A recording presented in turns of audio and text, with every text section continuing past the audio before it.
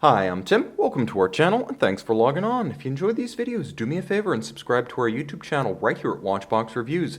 I would really appreciate it, and I promise to update daily. If you like this watch, you can see it and purchase it on our website, thewatchbox.com.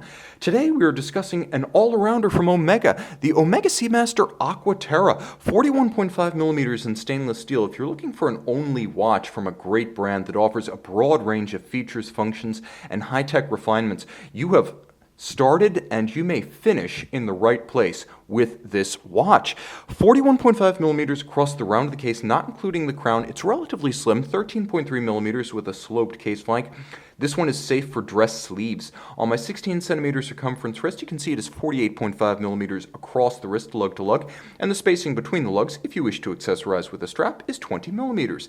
The bracelet is a 3-link design that manages to be handsome, robust, sporty, and yet delicately proportioned enough with a symmetry and a grace about its differential finish that it does work as a dress bracelet as well as a sports bracelet, and thankfully, it's a triple-link steel bracelet that does not seem derivative of Rolex's industry-defining Oyster.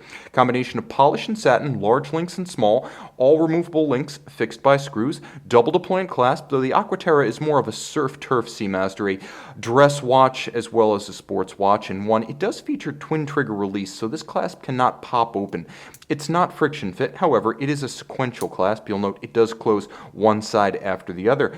Big gaps on the underside to avoid pinching skin or pulling hair. The manufacturing tolerances are very tight. There's not a lot of play in the bracelet. I would compare it to the solidity of a modern Rolex Oyster.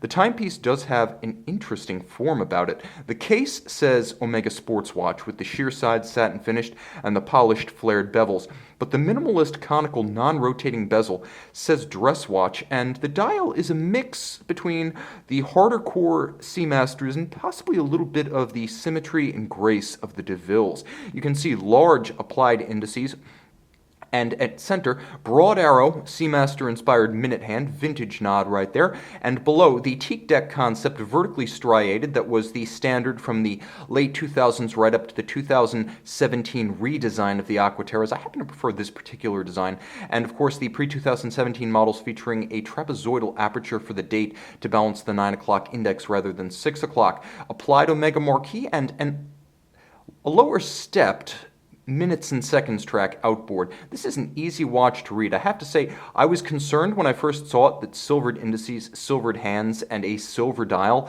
would be difficult to read, but I find that the contrast is high, and there might be a little bit of blackening of the indices and hands to improve the contrast. There is a time zone function, so you can adjust your hour forward or backwards, jump either direction across the international date line without stopping the timing of the watch. There is a stop seconds or halt seconds mode if you wish to set the watch precisely. Screw-down crown with the pre-2017 shear guards to protect the crown. 150 meters water resistant. This watch features the Omega caliber 8500 on the inside. It is we may as well give ourselves a bit more light here to enjoy it.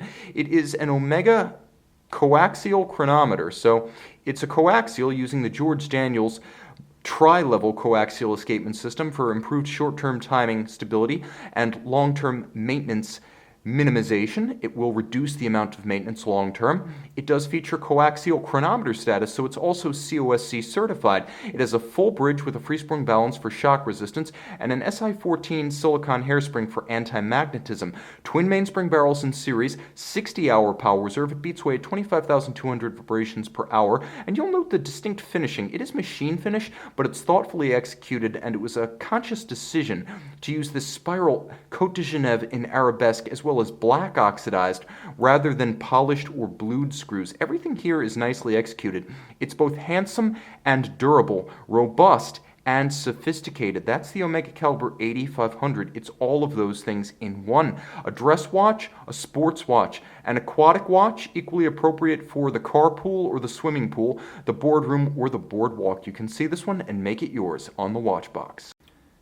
And I'm back with the Omega Seamaster Aqua Terra, silver by day, big and blue by night. See it with all boxes, papers, and accessories on the watch box.